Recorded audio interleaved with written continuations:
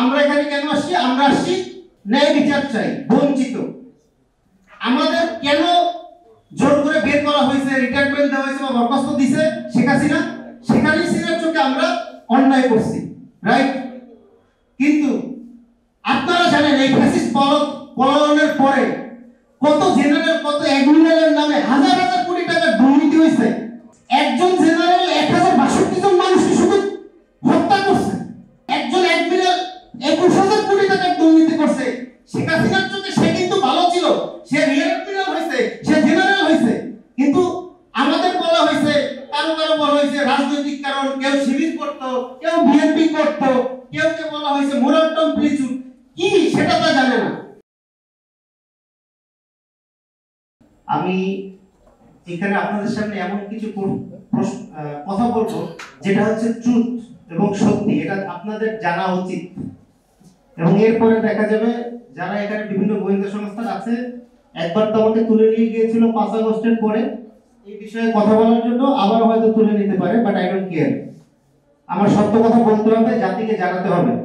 আপনারা জানেন গত 5 আগস্টের পর থেকে এই বঞ্চিত সামরিক বাহিনী অফিসাররা বিভিন্ন জায়গায় প্রতিবাদ করেছে, ধর্ণা গিয়েছে, কিন্তু এখন পর্যন্ত সার্ভিস হেডকোয়ার্টারগুলোর গোলামির জন্য, আমি বলবো গোলামি এবং উদ্ধর্ততার জন্য কোনো ধরনের ন্যায় বিচার হয় না। আপনারা জানেন যে আমি আমার প্রথমে নৌবাহিনীর কথা বলি। 5 আগস্টের পরে রিয়ার অ্যাডমিরাল মোস্তাফিজ স্যার 3 বার নৌসদরে গিয়েছেন, নেভি চিফের সাথে কথা বলেছেন, কিন্তু ওখান থেকে কোনো সদুত্তর পাইনি। এরপরে 8 সেপ্টেম্বর ব্রিগেডিয়ার হাসান নাসির স্যারের নেতৃত্বে আমরা আবার পুনরায় নৌবাহিনী সদর দপ্তরে যাই, আমাদের আবেদনগুলো জমা দেই, কিন্তু তারা তখনও বলে, আবেদন জমা দেওয়ার পরে বলে আমরা আবেদন পাই নাই। এরপরে বিভিন্ন প্রহসন হয়েছে, প্রহসনের পরে পরবর্তীতে একটা ন্যাশনাল কমিটি হলো, হেডেড বাই লেফটেন্যান্ট জেনারেল হাফিজ, এবং আমাদের আরো কিছু অফিসার ছিল, এবং নৌবাহিনীর রিপ্রেজেন্টেটিভ ছিল রিয়ার অ্যাডমিরাল শফিউল আজম স্যার। যখন ওনার নামটা আমি প্রথমে দেখলাম তখনই অ্যাস্টনিশড, কারণ যেই লোক ফ্যাসিস্ট আমলে বেনিফিশিয়ারি তারে দিয়েছে, ফ্যাসিস্ট আমলে যারা বৈষম্যের শিকার হয়েছে তাদের ন্যায় বিচার করার জন্য, তাদের জাস্টিস দেওয়ার জন্য। What a shame! আমি বলবো ডক্টর ইউনূস স্যারের মতো একজন লোক, how could he do this? সরকারের উচ্চ পর্যায়ের একজন লোক থেকে কেন এই সিলেকশনগুলো করার জন্য কনসিডারেশনে নেওয়া হইল না? একটা ধরে যে জেনারেল দিতে হবে এমন কোনো কথা নেই, যে কোনো কেউ হইতে পারে, বাট যার মাধ্যমে ন্যায় বিচারটা আসবে তাকেই দিতে হবে। আপনারা জানেন, আমি কিছু কথা বলবো। গত এই যে কিছুদিন আগে 30শে নভেম্বর আপনার চিফ অ্যাডভাইজারের, মাননীয় চিফ অ্যাডভাইজারের পেজ থেকে একটা পোস্ট হইল যে তারা সশস্ত্র বাহিনীর বঞ্চিত অফিসারদের ন্যায় বিচার করতে দৃঢ় প্রতিজ্ঞ, এবং তারা সবকিছু করে ফেলছে, বাংলাদেশটা উল্টাই ফেলছে এটা করে। এরপরে আমরা গেলাম বোর্ডের প্রেসিডেন্ট সহ কিছু লোকজনের সাথে দেখা করতে, আমিও এখানে ছিলাম। আমি কিছু কথোপকথন তুলে ধরছি তার মাধ্যমে। তাকে যখন জিজ্ঞেস করা হলো যে কেন 145 জনকে কোন কনসিডারেশনে নিলেন এবং বাকি জনকে কি কি কনসিডারেশনে না নিলেন, এর মধ্যে তাদের কোনো সদুত্তর নেই। তাদের বলা হলো আপনারা সার্ভিস হেডকোয়ার্টারকে কাছ থেকে সহযোগিতা পেয়েছেন কিনা। স্টেট ওয়েতে ভোট বললো সার্ভিস হেডকোয়ার্টার তাদের কোনো ধরনের সহযোগিতা করে নাই, যারা চিঠি লিখছে, এবং এটাও বললো যে বাংলাদেশ এয়ারফোর্স নাকি অ্যানসার দিছে যে তারা হেলিকপ্টার মেইনটেনেন্স করবে, সামনে ইলেকশন আছে, এই জন্য ভোটে লোক পাঠাতে পারবে না। এইটা আপনি বলেন যে এটা গভর্নমেন্টের হাইয়েস্ট জায়গা থেকে একটা ভোট করা হইলো, সেখানে বাহিনী সদর দপ্তরগুলা কোন অডাসিটিতে তাদের সাহায্য না করে, কোন অডাসিটিতে তাদের সাহায্য না করে। আরেকটা কথা হচ্ছে, আমরা তো 5 আগস্টের পরে যে জিনিসটা চেয়েছিলাম যে আমাদের প্রতি ন্যায় বিচার হোক, বাংলাদেশ এমন একটা জায়গায় যাক যেখানে প্রত্যেকের একটা জবাবদিহিতার জায়গায় থাকবে। তো এখানে কি বাহিনীগুলো কি জবাবদিহিতার আওতামুক্ত সরকারের? আর বোর্ড বাহিনী যদি সহযোগিতা না করে, তাহলে চিফ অ্যাডভাইজারের পেজ থেকে কেন এই জিনিসটা জাতির সামনে উন্মোচন করা হলো না? তারা কি ভয় পাচ্ছে? তারা যদি ভয় পায় সেটাও বলতে হবে জাতিকে সঠিক জিনিসটা জানতে হবে যে আসলে কি হচ্ছে কি হচ্ছে না। আপনি যদি জাতিকেই না জানান তাহলে এই যে আপনি রিপোর্ট দিলেন, এই রিপোর্টের পরে পুরো জাতি জানলো যে 145 জন যারা ছিল তারা ঠিক ছিল, বাকি সবাই হচ্ছে আমরা অপরাধী ছিলাম। জাতির কাছে আরেকবার আমরা অপরাধী হইলাম।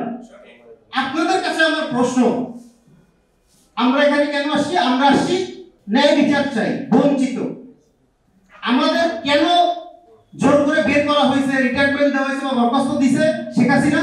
শেখ হাসিনার চোখে আমরা অন্যায় করছি, রাইট? কিন্তু আপনারা জানেন এই ফ্যাসিস্ট পলায়নের পরে কত জেনারেল, কত অ্যাডমিরালের নামে হাজার হাজার কোটি টাকা দুর্নীতি হয়েছে। একজন জেনারেল 1062 জন মানুষকে শুধু হত্যা করছে, একজন অ্যাডমিরাল 21,000 কোটি টাকার দুর্নীতি করছে। শেখ হাসিনার চোখে সে কিন্তু ভালো ছিল, সে রিয়ার অ্যাডমিরাল হয়েছে, সে জেনারেল হয়েছে। কিন্তু আমাদের বলা হয়েছে, কারো কারো বলা হয়েছে রাজনৈতিক কারণ, কেউ শিবির করতো, কেউ বিএনপি করতো, কেউ বলা হয়েছে মোরাট্টম প্লিচুট, কি সেটা তা জানে না, এই কারণে ভাই করেছে। আপনাদের কাছে বলে এটা কোনটা যুক্তিযুক্ত? যদি আমরা শেখ হাসিনার আমলে ওই রকমের কোনো কিছু করতাম তাহলে আমরাও এখন এখানে যারা বসা ছিল তারা সবাই চিফ হইতো, জেনারেল হইতো, যে স্যাররা আমাদের বসা আছে। প্রত্যেকের কোয়ালিটি ওই পর্যায়ে আছে। কারণ কি? এটার একমাত্রই কারণ তারা শেখ হাসিনার অন্যায়, আত্মার এবং অবিচারের সাথে সহযোগিতা করে নাই। তারা দেশের মানুষের সাথে গাদ্দারি করে নাই, তারা দেশের মানুষকে গুম করে নাই, তারা দেশের মানুষকে খুন করে নাই, তারা দেশের মানুষকে চিরার মতো হত্যা করে নাই। এবং এই জন্যই শেখ হাসিনার আমলে আমরা চক্ষু ছিলাম বিদায় আমাদের নির্যাতন করে, নিপীড়ন করে, মাসের পর মাস অত্যাচার করে কপালের পিস্তল ঠেকিয়ে হলেও সার্ভিস থেকে বের করে দেওয়া হয়েছে। এই জিনিসটাও যদি এখনকার বোর্ড না বোঝে, এখনকার সরকার না বোঝে, সেই সরকারকেও আমরা ধিক্কার জানাই। আমরা তো ন্যায় বিচার চেতে এসেছি, আমরা কোনো ধরনের প্রহসন চাই না। যেই প্রহসন জেনারেল হাফিজ সহ ভোট করছে সরকারের ভোট, আমরা বিনার সাথে প্রত্যাখ্যান করি। এই ভোটকে আমরা কোনো ক্রমে মানি না, মানব না। এবং এই ভোটের যে রেজাল্ট দেওয়া হয়েছে অতি সত্তর, এই ভোটের রেজাল্টকে থামায় দিয়ে নতুন একটি ভোট করতে হবে। এবং আপনি যদি আদালতেও যান কেস করেন, আপনি হচ্ছে কি করছেন? একজন বাদী হিসেবে আদালতের কাছে আবেদন করছেন। তো আদালতের কি উচিত?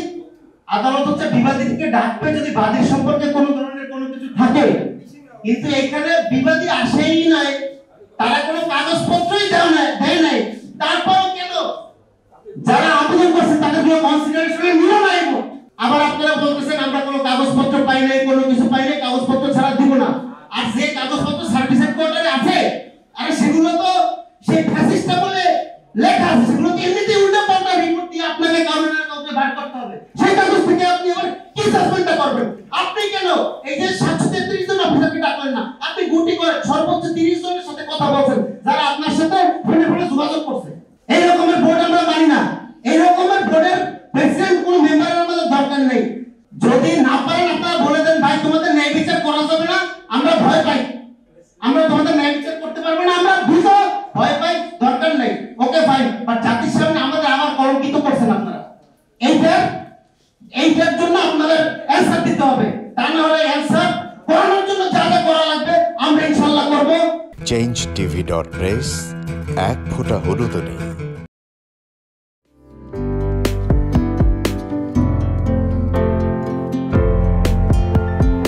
পহেলা জানুয়ারি 2025 ইউটিউব জার্নালিজমের অগ্রদূত changetv.press 6 বছর পেরিয়ে পা রাখল গর্বিত চেঞ্জ টিভি গণতন্ত্র, ভোটাধিকার, আইনের শাসন এবং মুক্ত সাংবাদিকতা প্রতিষ্ঠায় দীর্ঘদিন যাবৎ কাজ করে যাচ্ছে।